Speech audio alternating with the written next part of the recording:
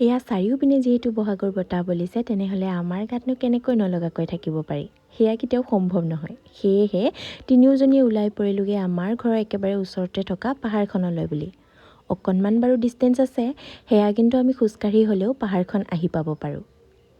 যিহেতু আমিও একোজনী এটা সময়ত নাচনি আছিলোঁ, বৰ্তমান ষ্টেজতহে নচা বাদ দিলোঁ, তথাপিও কিন্তু এতিয়াও বহাগ আহিলে আমাৰ কেমেৰাৰ ফ্ৰণ্টত সেই সৰুকালৰ নাচনীজনী জাগি উঠে।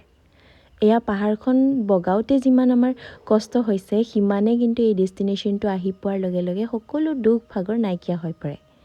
ইয়াৰে সৌন্দৰ্যই আপোনাক সকলো ফালৰ পৰা মোহিত কৰি ৰাখে। এই পাহাৰখনৰ পৰা আমাৰ খানাপাৰাৰ পৰা আদিকে কৰি একেবাৰে বশিষ্ঠ চাৰিআলিৰ ব্ৰিজলৈকে দেখা পোৱা যায়। একেবাৰে ৰ'দো যিহেতু ইমানেই দি আছিলে, সেয়েহে পানী খাই ডিঙিটো ঠিক কৰি ল'লোঁ। তেনেহ'লে বলক এতিয়া অকণমান আমাৰ ফটোজ আৰু ভিডিঅ'জবোৰ আপোনালোকৰ ওচৰতো শ্বেয়াৰ কৰি দিছোঁ। আৰু এইবাৰৰ বহাগটো আমি এনেদৰেই পালন কৰিলোঁ। লগ পাম নেক্সট ভিডিঅ'ত, তেতিয়াহ'লে আজিলৈ এৰিছোঁ। Bye bye.